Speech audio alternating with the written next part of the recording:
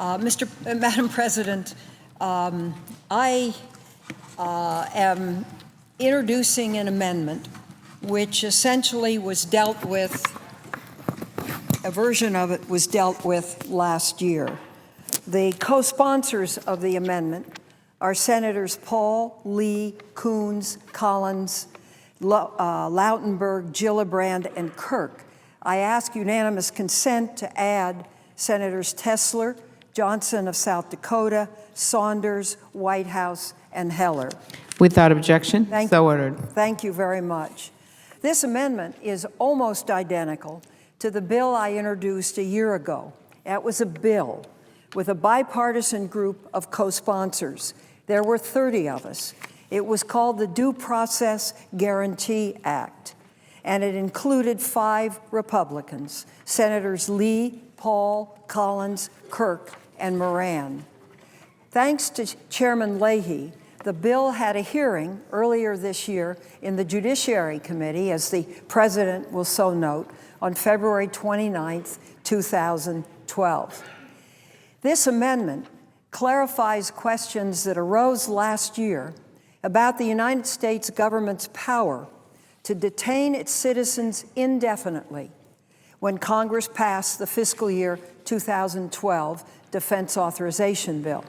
Last year's bill had detention provisions in it that never had a hearing in the Judiciary Committee, the Intelligence Committee, or the Armed Services Committee.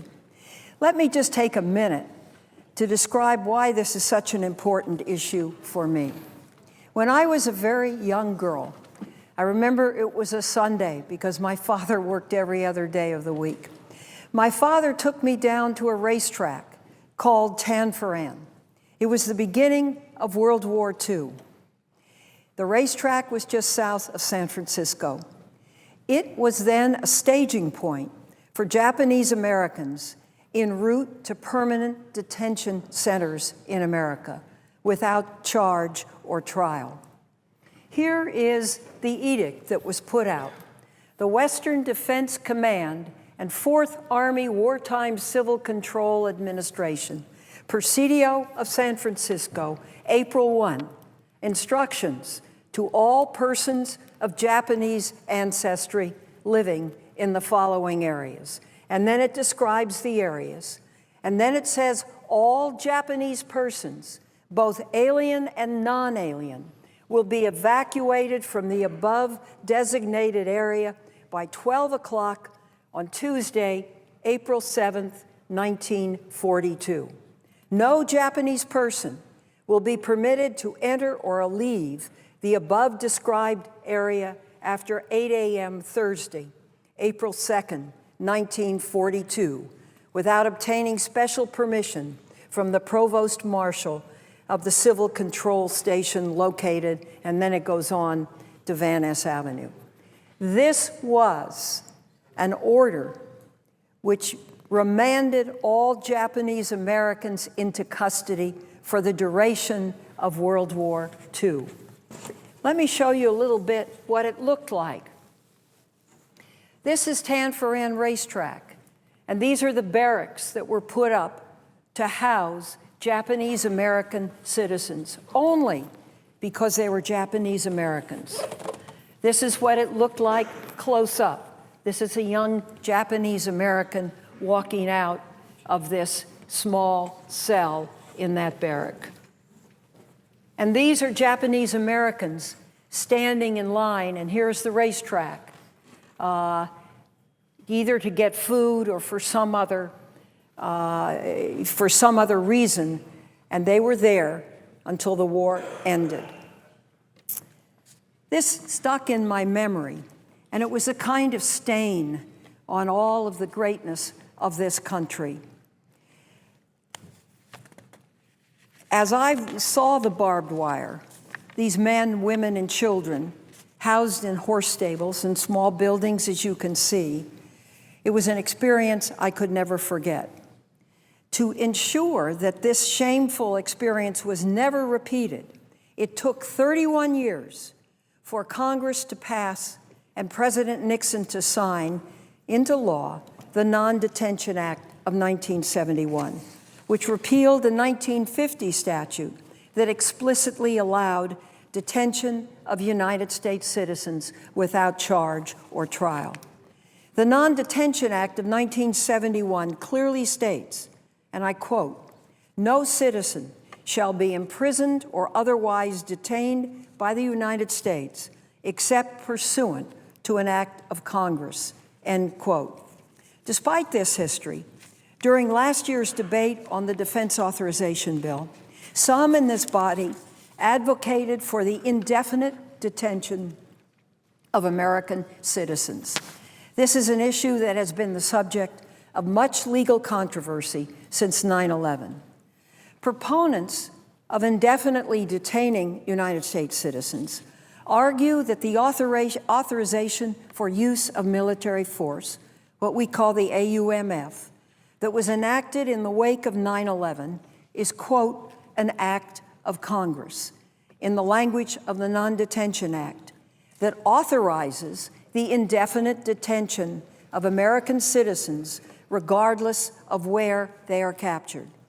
They further assert that their position is justified by the United States Supreme Court's plurality decision in the 2004 case Hamdi v. Rumsfeld.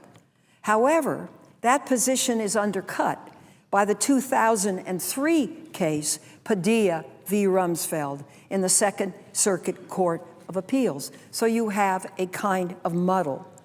But let me discuss the facts of the Hamdi case, because it's important to note that Yasser Issam Hamdi was a United States citizen who took up arms on behalf of the Taliban and was captured on the battlefield in Afghanistan.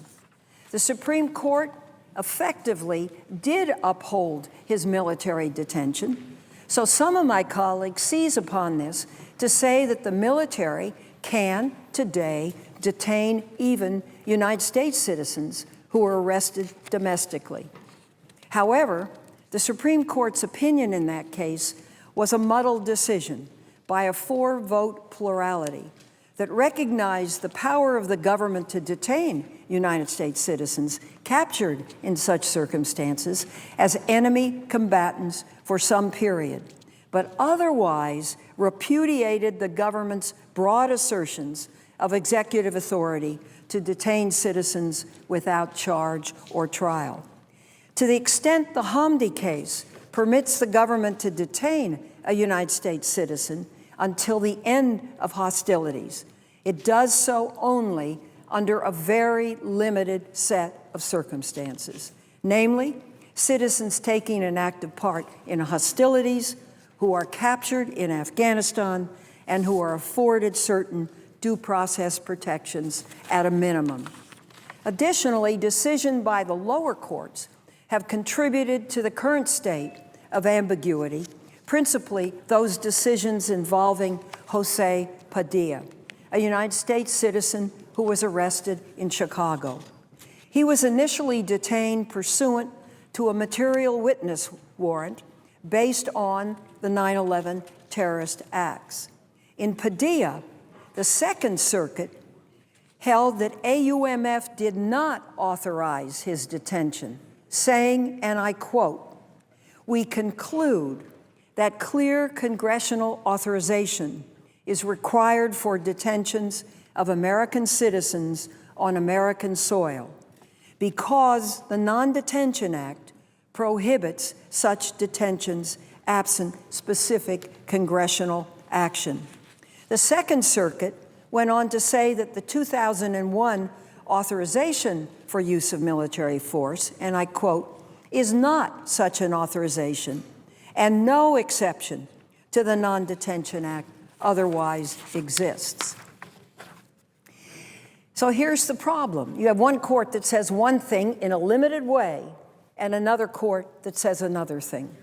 Mr. President, when we debated this issue on the floor last year, the Senate ultimately agreed to a compromise amendment, which passed by an overwhelming 99-to-1 vote.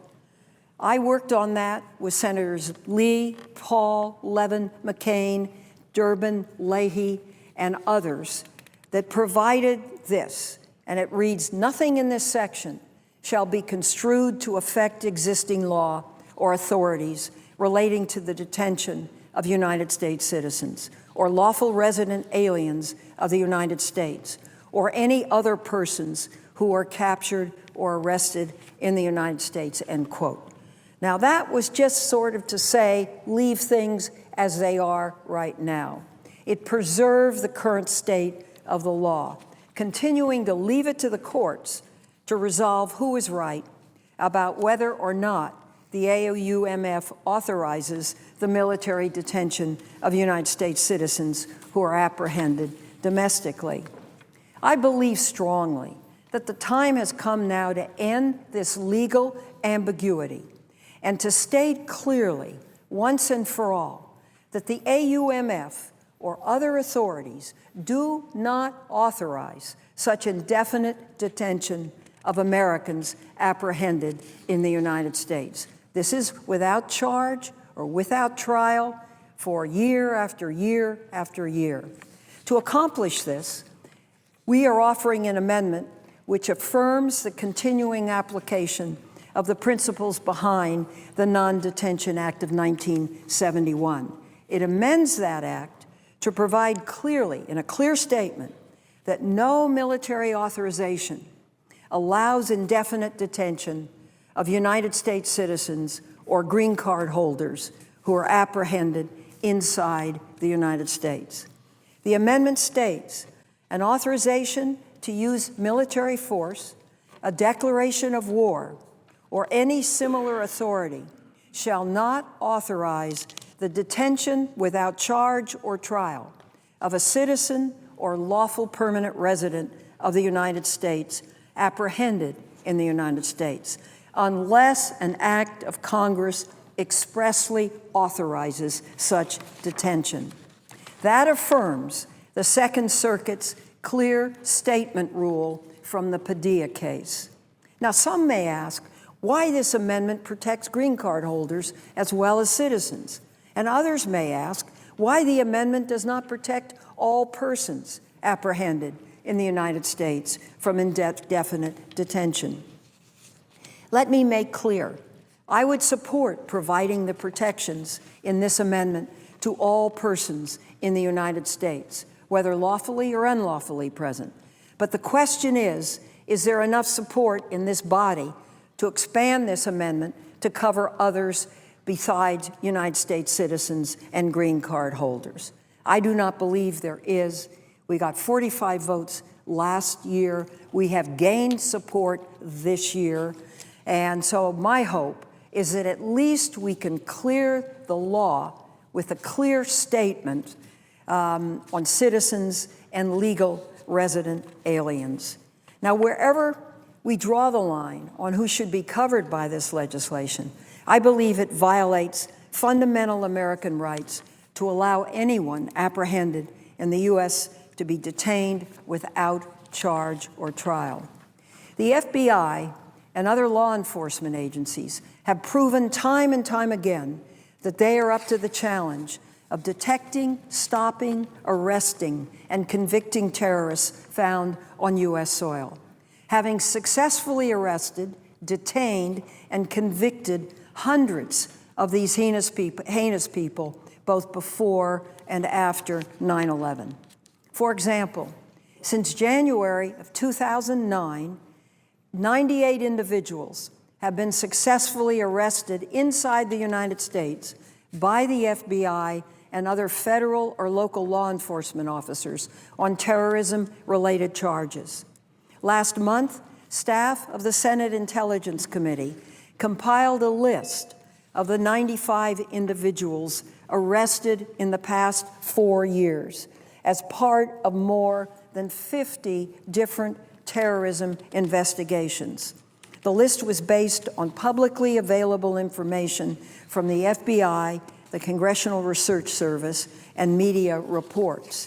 And I have it here, and I would like to enter that list into the record. Without objection. Thank you very much. It is also important to understand that suspected terrorists who may be in the United States illegally can be detained within the criminal justice system using at least the following 4 options. 1, they can be charged with a federal or state crime and held. 2, they can be held for violating immigration laws. 3, they can be held as material witnesses as part of federal grand jury proceedings. And 4, they can be held under Section 412 of the Patriot Act for up to 6 months. I want to be very clear about what this amendment is and what it's not about. It's not about whether citizens such as Hamdi and Padilla or others who would do us harm should be captured, interrogated, incarcerated, and severely punished. They should be. But what about an innocent American? What about someone in the wrong place at the wrong time with the wrong skin color? The beauty of our Constitution is that it gives everyone in the United States basic due process rights to a trial by a jury of their peers. That is what makes this nation great. As Justice Sandra Day O'Connor wrote for the plurality in Hamdi v. Rumsfeld, and I quote, "As critical as the government's interest may be in detaining those who actually pose an immediate threat to the national security of the United States during ongoing international conflict, history and common sense teach us that an unchecked system of detention carries the potential to become a means for oppression and abuse of others who do not present that sort of threat." I mean, just think of it. If you were of the wrong race and you were in a place where there was an attack, you were picked up, you could be held without charge or trial month after month, year after year. That's wrong. Experiences over the last decade prove the country is safer now than before the 9/11 attacks. Terrorists are behind bars. Dangerous plots have been thwarted.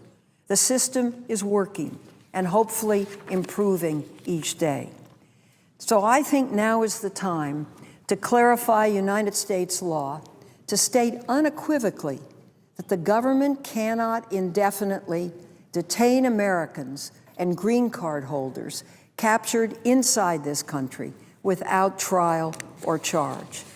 The federal government experimented with indefinite detention of United States citizens during World War II, a mistake we now recognize as a betrayal of our core values.